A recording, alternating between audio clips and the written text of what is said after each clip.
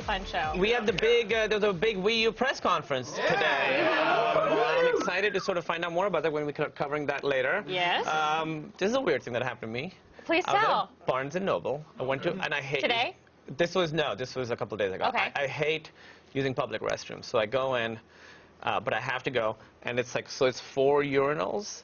And so I go to the one furthest away, and there's nobody in there. Okay. This guy comes in and stands, they're all empty. He stands right next to me. Why? That's so don't know. weird. Stands That's right, so uncomfortable. And I hear him say, sort of gently, eyes forward, Gary. Now, did you look over at him and Not be like, then, what? there's nobody else there. So I'm like, oh, this guy gets the urge to, like, look. And he has to, like, talk himself up for the game to, like, be able to resist it. That's amazing. So 10 seconds go by, and then he goes, eyes forward, Gary. Like, he's losing the battle. He's losing the battle. So I sort of very nervously look over to, out of the corner of my eye, and I see this guy. On his shoulders is a little 2-year-old kid. Name's Gary? Staring right at my penis. That's hysterical. He looks up, we make direct eye contact, back down to the show. I can't imagine being a guy because I never want to do any of my business with the door open. I can't imagine if we just had a bunch of stalls with no doors on them. I would never use a public restroom. Guys are the grossest. And, or you would have to go in the poop stall. Well, because there is a poop stall, right? Yeah, but we're not pooping in the urinals. We're not. You're not? No. You don't? I mean, we would if we could. Weird. The holes are too small. Yeah. Well, that just must be uncomfortable, but that's a very, very funny story. Yeah, but who terrifying. named their 2-year-old Gary? I don't know. That sounds like such an old man name. Why would he have the kid on his shoulders? I don't know. Everything about this story is weird. Because then the kid is way above. There were dividers, but they only came up to here. And the why kid does he is way stand above. next to you? Yeah, I don't know. Why not stand on the other side? If he's worried about his kid looking at your penis, just like stand on the other side. Why name your kid bizarre. Gary? So many questions. That's like a grown-up pervert's name, not a baby pervert. Oh, jeez. That story has just made my day. I can see his face whenever I close my eyes. The 2-year-old on the shoulders. Yeah, he masturbasted me. You know, from the... Yeah. It's a pretty good reference. Moving on, you want to just go around the net? Yeah, let's go around the net!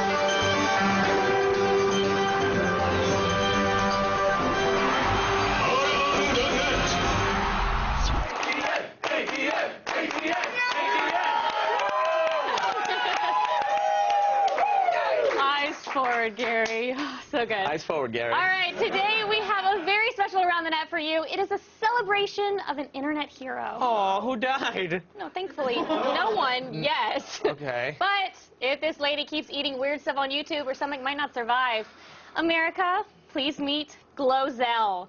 It's not her grammatically unique catchphrase that makes her a YouTube star. What brings in millions of views is her talent for putting things in her mouth, but not always swallowing. Hello, this is Glozell. Is you okay? Is you good? Because I want to know. Okay, so this is the baking soda and vinegar challenge.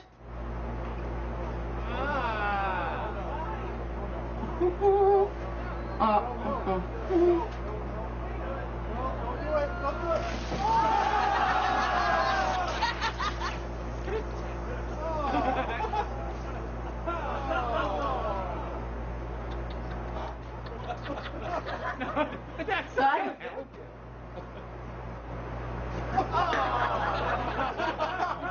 You could just, I don't know if I did too much or whatever. Yeah, you did. Is you okay? Is you good? Because I want to know. I wanted to know. But she says it so soullessly. She doesn't really care. She doesn't want to know, is you okay? No. I think with education cutbacks, pretty much the only place kids will be able to do their experiments is going to be in their faces.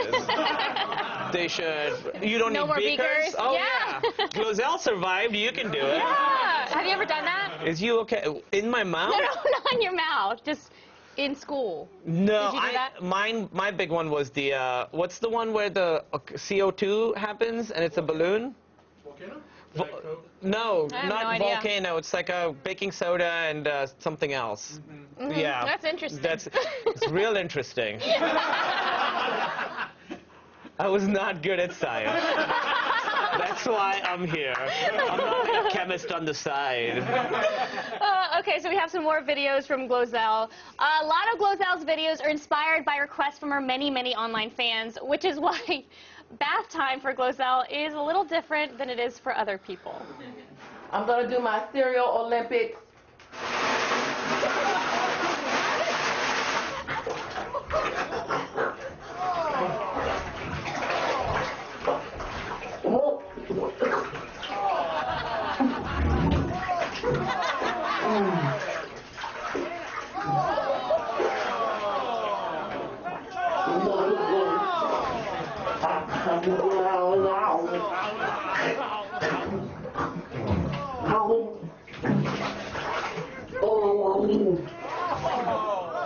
Over and out.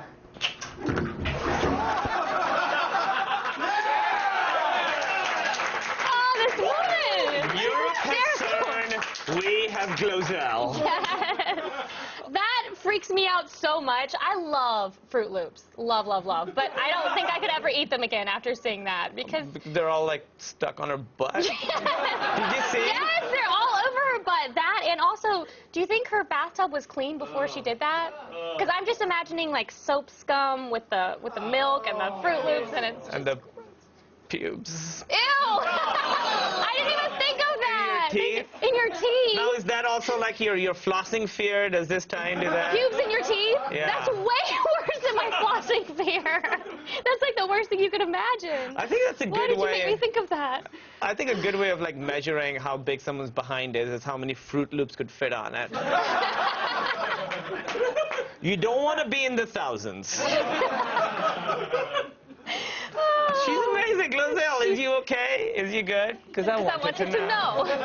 I wanted to know. She's awesome. She is. Okay, finally, have you ever wondered what happens when you eat too much cinnamon? No. Well, the internet has. There's an entire website devoted to the Cinnamon Challenge, which dares people to try swallowing a spoonful of cinnamon without water in less than 60 seconds. It's nearly impossible and burns the mouth, so seriously, only professional putting stuff in their mouth experts like Glozell should try this. How much cinnamon are we talking? Like just a...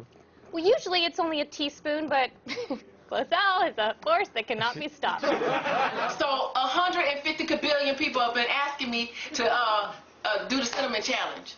All right, here we go.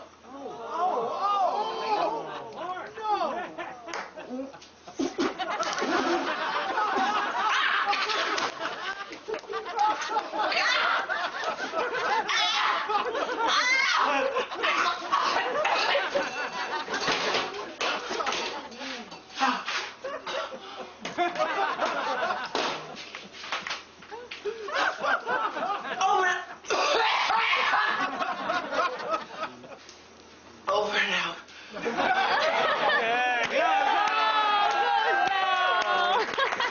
I like how like she's unprepared. There's not doesn't even a have glass water. of water. I She has to know. get it from the fridge, the Brita. Oh my God. Glozell! Glozell! Close out! Close out! Close out! Close out! I want to see that again. Can we see it in slow motion? Yes. The whole. She's like having convulsions. I just thought of something horrible. What? It's gross. Should I say it? You guys might have to bleep it out.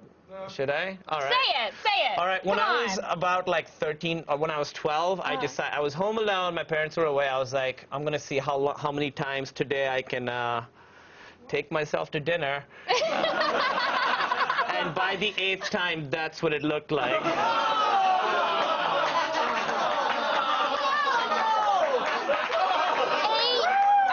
that a joke? Is that an No, it's not a joke. 8 times? I read that somebody I did didn't that. stop at 8. 8's when that started. I read that somebody I did that 42 times and they died. They died? Yeah, they died from it. I don't know who was keeping This track does not though. feel right. There's one more thing about this Glozell video that I love. Can we go back? There's one more thing that, if you notice in the back, she also paints still life. Look at that.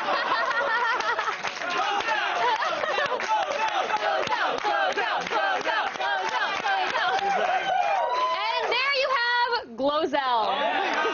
Still ahead are the Taliban posing as sexy ladies on Facebook. We'll tell you the terrifying truth after the break. Glozell. Summer may be over, but AOTS is still bringing the heat with special guest hosts like Dave Holmes, Michael Costa, and Ben Schwartz.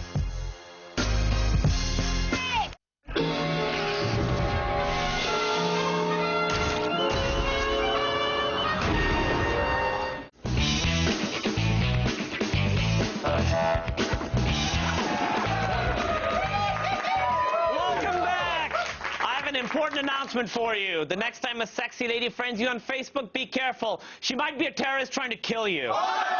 Yeah. A new report by the Australian government has found that Taliban insurgents have been posing as attractive women on Facebook and friending coalition troops in Iraq and Afghanistan. Yeah, apparently once the unsuspecting soldier accepts a friend request from, for example, an attractive blonde woman named Abu Nazir,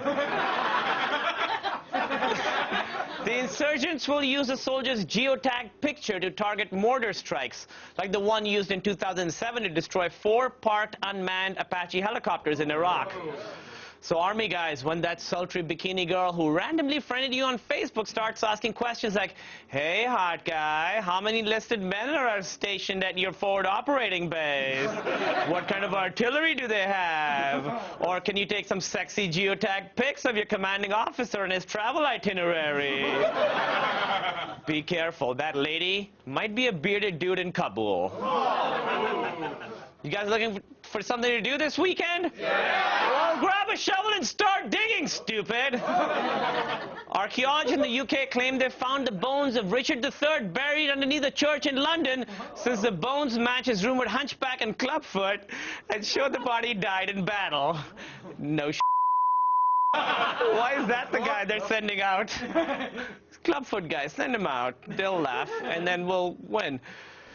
Even though it would be amazing if we found this and it was confirmed, I'll be really impressed when they discover the bones of Romeo or Juliet. They're out there. Start digging, guys. But the best part about digging is that sometimes you don't even have to leave the house. Have you ever been sitting in your living room and thought, this couch is kind of wobbly. I'm going to dig a giant hole underneath it to see what's going on. No? Well, you're not as cool as this guy who did exactly that and discovered a 33-foot well from the 1500s built by Sir Francis Drake. Yeah, all the knowing Drake, he probably stole the well from the Spanish, am I right? Yeah, right? Sir Francis Drake, right? Famous privateer, legal pirate. Nothing, ladies? No? He was authorized by the British government to attack foreign ships? No? Doesn't ring a bell? All right, Nathan Drake's great-grandfather, the Uncharted video game series? All right. Now they're impressed. But you know who's not impressed? The guy's wife. Look at her. Oh, so sad. Their marriage is dead. The guy found a sword down there. How awesome is that? Oh, when I go home tonight, I'm going to dig a hole underneath my bed, my kitchen table, and just for laughs, I'm going to dig a hole right below my hole poster. I may end up finding Courtney Love's career. Yeah. Or the evidence that she murdered Kurt Cobain. Oh, no, he didn't. Listen, guys, I will be the first to admit, I don't know much about Brussels, but I won't be doing stand-up there anytime soon. That's because any form of public insult is now a finable offense. The damage for each offense will range between 75 and 250 euros. Well, but it isn't so bad considering that your old pogs are now worth more than the euro. What? No, come on. The Telegraph quoted the mayor of Brussels saying, any form of insult is now punishable, whether it be racist, homophobic, or otherwise. Well, Mayor Thinskin, why don't you... That wasn't even an insult, come on. you know what? I don't want to visit your cloudy city of sensitive Belgian fops anyway. All right, you know what, Brussels? It's going to get a little roasty in here. Uh-oh. Yeah. Watch out. Yeah. All right. Hey. There we go.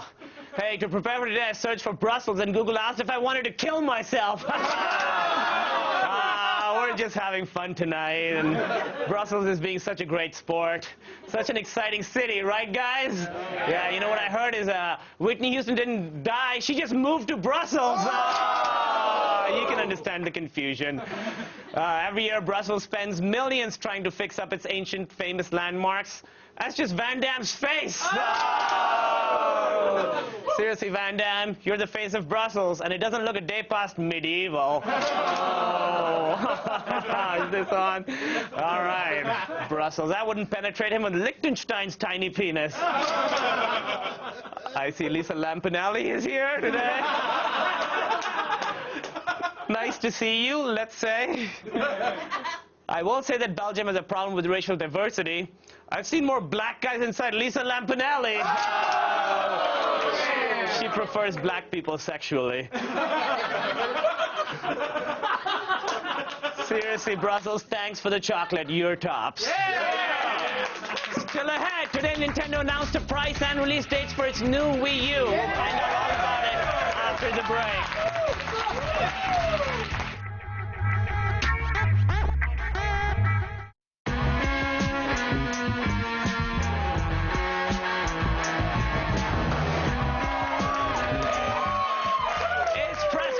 Week, my very favorite kind of week.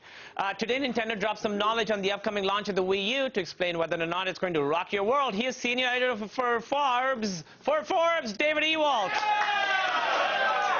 Forbes is hard to say. Thanks for coming, David. Thanks. So the Wii U is the first tablet-like device released by any of the major video game manufacturers. What are the specs on this thing? Well, on one hand, it's a fully modern game console. You get high-definition graphics. This is Nintendo's first console that does 1080p. It's got 2 gigs of RAM. It's got a new really fast processor. But of course, what everybody's really talking about is the controller, which is this it's basically a little tablet computer with 2 joysticks on it. And it introduces a whole lot of new kinds of gameplay and new modes of input. And Nintendo's trying to sell people on, well, this is the thing that's going to differentiate it. The same way that the Motion and the Wii got everyone excited, this tablet is what's going to be new and exciting now. The other thing that surprised a lot of people was that Nintendo announced this new Wii U service called TV. Tell us about the service. So on a basic level, what it is because you've got this controller with the little tablet in front of you, you can now use this as an interface. So it kind of becomes like you've got a smart remote control. You can scroll through all the different entertainment offerings. You can see what's on Netflix, what's on Hulu. You can search for movies and stuff. But what really makes it cool and a little different is that they've got this technology that allows the device to work with live TV. So even if you're not playing the Wii, even if you're not in the Wii environment, you can just be watching TV like through your cable box or through your satellite.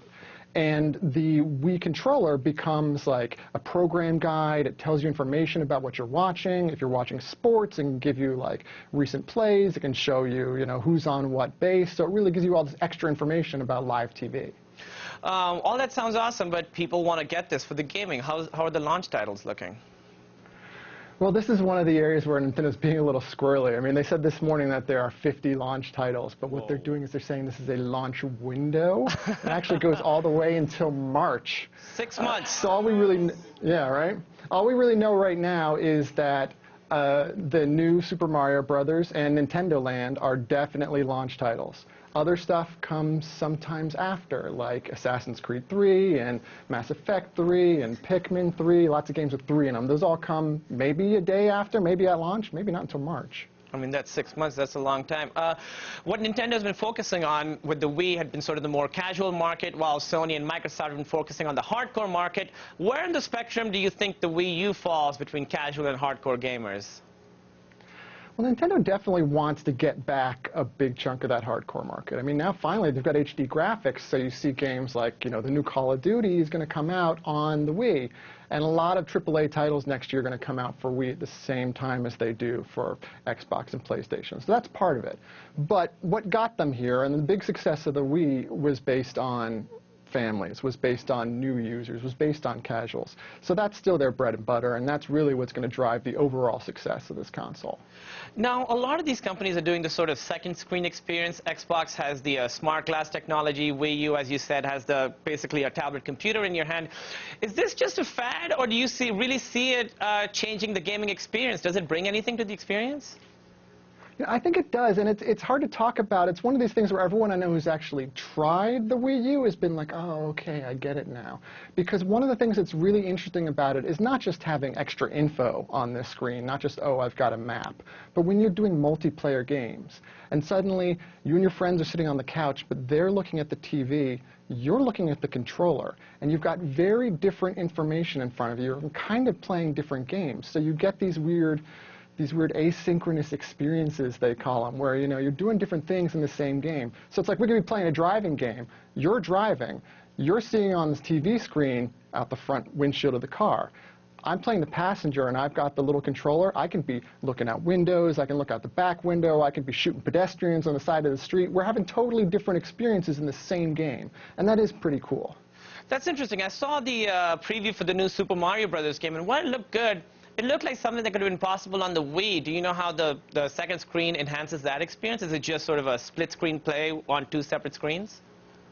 Yeah, well, part of why it still looks like the Wii is because, a Mario game has to be a very specific thing and has to be kind of basic in a way. The difference with the second screen now is you can be a player that's kind of supervising the action, and you can press on that screen to add extra blocks on the screen. You can put your finger and push on a Koopa to stun it so that your friend doesn't die when he runs into it. And you can also, instead of putting those blocks down for your friend to jump on, you can put the blocks in front of them. You can mess with them, too. So it kind of allows you to interact with the game in a new way. When does it come out, and how much is it? So it comes out November 18th, which is a Sunday. It's a Sunday right before Black Friday, which is going to be the big shopping period, obviously. Basic set is $300. For $350, you get the Deluxe, which is basically just more memory, and it comes with Nintendo Land when you pay that extra $50. Is that too expensive? Do you think that Nintendo's going to have an advantage getting a jump on the other video game manufacturers by releasing their console before Sony or Microsoft, or is this going to sort of hurt them and come between generations the way the Dreamcast did? Mm-hmm. Well, it's not too expensive if you think about what you're getting, $300 for a high-def game console and this little tablet computer. The problem is going to be, because Nintendo is first out the gate here, they're going to have the most expensive console on the market, because it's going to be compared to the Xbox 360 and the PlayStation 3. So that first mover advantage will be a little strange, because people will be like, well, I can get an Xbox and a Kinect and a 250 gig hard drive for the price of a Wii. And then a year from now, what's going to happen is when the new consoles come out from the other companies, the Wii's going to start to look really old. It's going to look dated. So Nintendo really has a year here to really capitalize on, okay, we've got the new machine, we've got the high-end machine, until they don't, and they're playing catch-up again. Thank you so much, David Ewald, for talking to us. You can pre-order his upcoming book, Of Dice and Men, the story of Dungeons and Dragons and the people who play it, online now. Yeah. Now let's go over to Candace. Thank you, sir. Our Jessica Chobot recently sat down with Mila Jovovich, a zombie, and a former lost castaway to talk about shooting things in slow motion, Resident Evil style.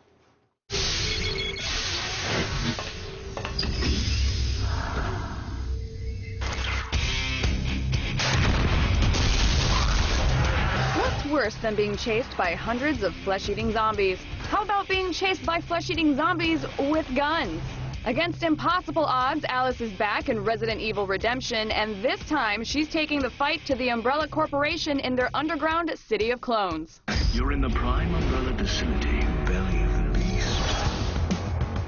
Which was more difficult, playing ass-kicking Alice or playing kind of suburbanite victim Alice? Suburban Alice was the tougher one.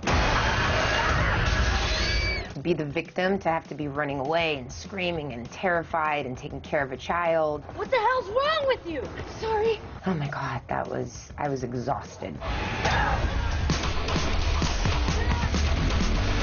Now, how much training did it take for this role? Yeah, I got like 2 weeks to learn like 80 moves. That's standard for one sequence in Resident Evil. It's not as much as Mila. Dude, she had like how many action sequences? I was like, ah! There's this fight scene where Alice and Jill pretty much have 200 choreographed fight moves. I'm never blasé about action sequences because that's dangerous. That's when accidents happen. And I feel like if I don't believe what is happening, why should an audience believe it? You and Mila are married. We are? You are. And with Wow. all that training, are you ever frightened of her? I was frightened of her before the training. The zombies in the first film were very slow and lumbering, and now they're shooting guns at people. Don't you think that's a little not fair? But I have to compete with Mila and Michelle in this one, so I had to give them some kind of advantage. We're really taking our lead from the video game. You know, when I made the first movie, there were 2 video games in existence, and the zombies were very much kind of slow, shambling zombies. And then in the video games, they evolved. Now, there's a lot of slow-mo in the movie. It seems to me like what really sells it is your facial expressions. Mine would probably be like, ugh. In real life, I'd be jumping around, snot flying everywhere. Yeah, I've been caught out there a couple times making some ugly ass faces, but you know, thank God that the directors usually have good taste and don't put that into the movie. It's a challenge for actors. There are things that you do when you're shooting at 24 frames a second and things just rattle by, that when you put it in slow motion, it is kind of like, they're not that attractive. Rest assured, the slow-mo in this movie looks way better. If there's one thing to be said about Resident Evil Redemption, it's that killing zombies never looked so good.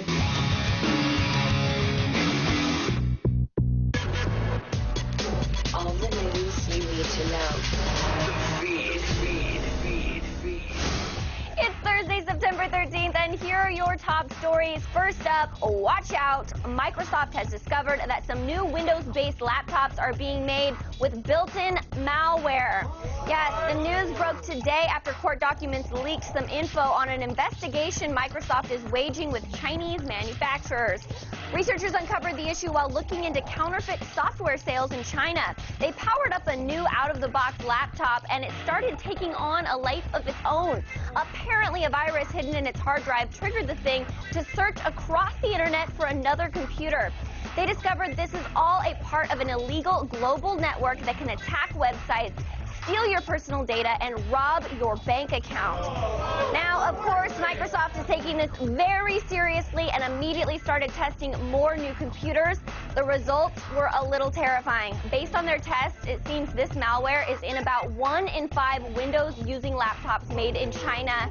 This means you could be at risk before you even remove the bubble wrap. Okay, now there's a lot going on in the tech world today, starting with news that Apple has filed a patent that might bring Siri to your Mac.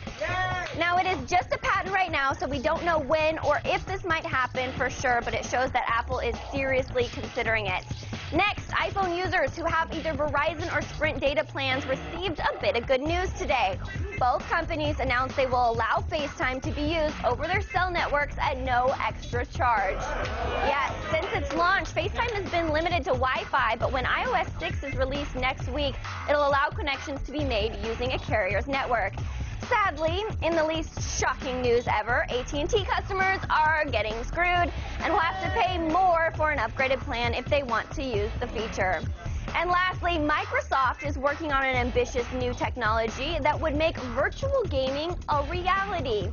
Known as Environmental Display, the device will project 3D images of a game's environment across all 4 walls of a room and will most likely include the rumored Kinect glasses for a fully immersive experience. This project is tentatively scheduled to work with the Xbox 720, so your holodeck dreams may finally come true. And in space news, it snows dry ice on Mars.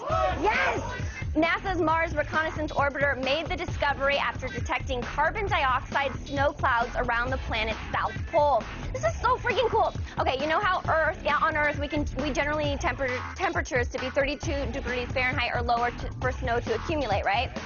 All right, well on Mars, temperatures need to plummet to minus 193 degrees Fahrenheit. That's cold. Anyways, this marks the first known instance of this kind of snow falling anywhere in our solar system. How cool. I am Sarah Underwood. You have just been fed. Stay tuned. The very funny Mary Lynn Rice Cooke from the innovative series Dirty Work will be here live.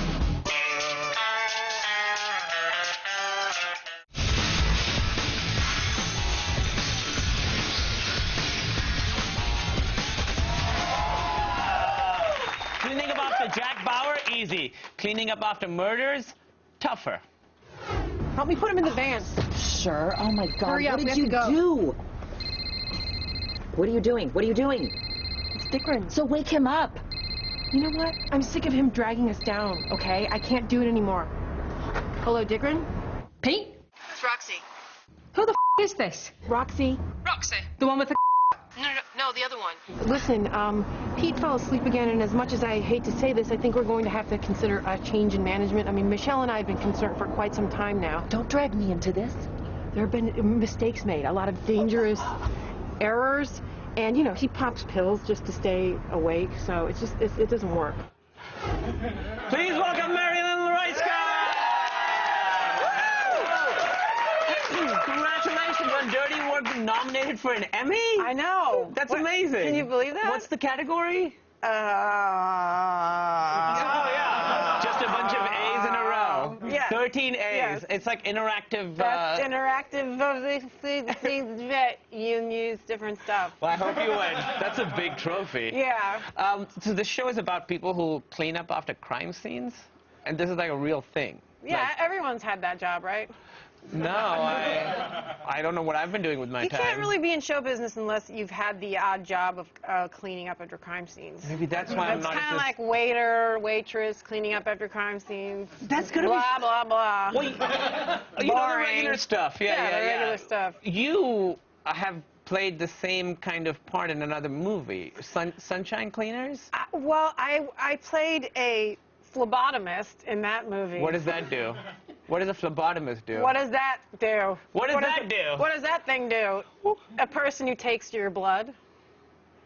Phlebotomist takes your blood. Right. Why? Am I right? Is this for? You played one in a movie. What did you do in it?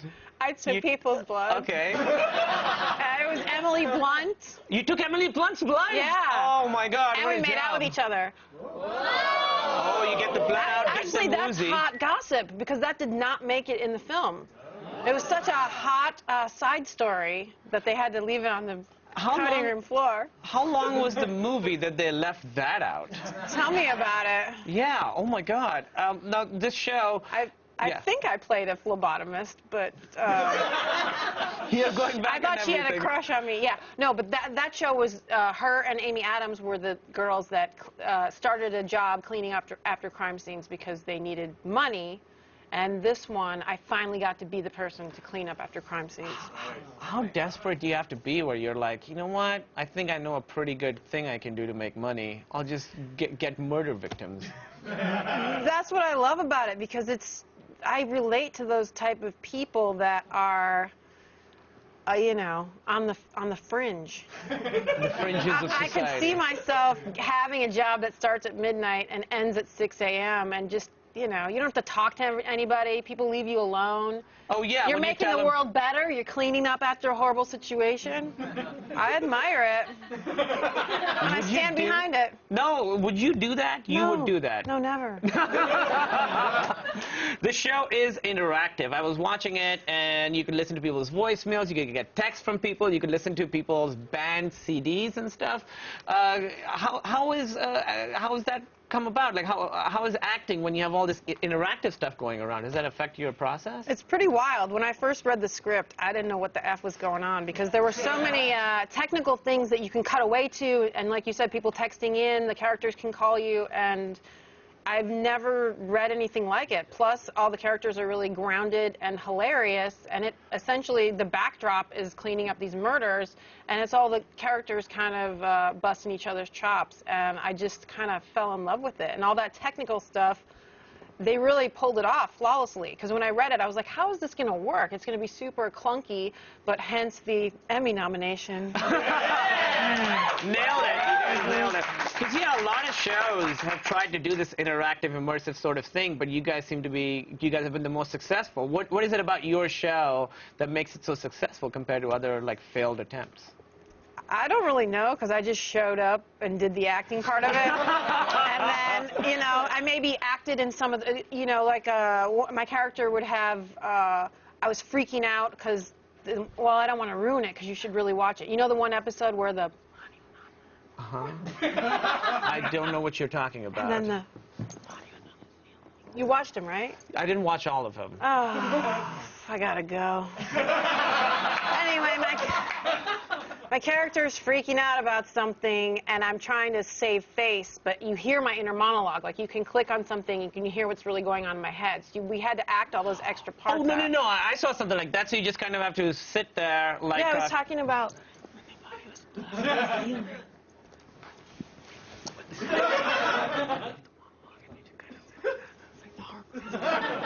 Did you see that part? Yeah. That's pretty funny, right? Oh, my God, I wish you guys had heard what we were saying. Sexual. Super sexual. I didn't get that. I guess words mean different things. Start to get it. What's the... I'm really excited about the show, and it really, the immersive experience really worked for me. I really felt like you know, like you said, the good thing was the characters are grounded, and then it's also doing sort of this new, like, interactive fun stuff that I really haven't seen before. It's exciting, and it works, and I think they've done a great job at making it seamless and not feel clunky. So you're excited, and you know, and they really did the work in putting in really cool, funny things. So when you click or listen, you're not disappointed. Well, thank you so much, Marilyn Rice. Thank you so much. Check out Dirty Work and Rise Up TV now. Over to Candace. Still ahead, more attack fun. But first, here's the AOTS broadcast exclusive trailer for Guillermo del Toro's Mama, a terrifying reminder that children will murder you.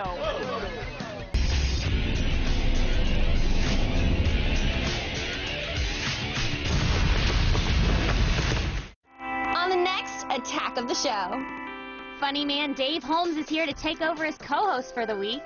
And I'll be sitting down with comedian Eliza Schlesinger, who's here to give us the dirty details about hosting Excused. Then Chris Gore drops by for DVD Day and rates Joss Whedon's horror flick Cabin in the Woods and all of the Indiana Jones flicks on Blu-ray. Plus, Matt Myra test drives Motorola's latest super thin phone, the Razr M, on Gadgetron. Also, Jessica Chobot and Alex Albrecht walk us through the apocalyptic wastelands of Borderlands 2.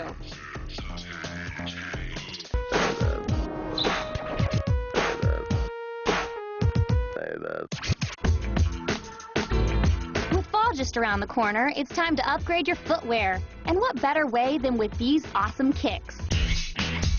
All sneakerheads know that shoe companies love celebrating the Chinese zodiac, and Nike is no exception. We saw their Year of the Dragon basketball shoes at the end of 2011, and to keep that ball rolling, they're dropping these limited edition Air Force Ones for this fall. These minimalist pearl white kicks have been highlighted with gold trim, have a dragon sewn into the tongue, along with a scale pattern pressed into the white leather. However, not to be outdone by Nike, New Balance is already prepping for 2013 with their Year of the Snake Pack. As part of their 574 line, these running shoes will be available in red, green, black, and a multicolored pattern. They will also emboss reptilian-like scales into the sides, as well as a hissing snake printed into the sole. There's no word on the price of these Zodiac sneaks, but you can expect to see the New Balances drop sometime next year, while the Nikes will hit select retailers September 28th. Now for all you Commander Shepard fans, get ready for the awesome.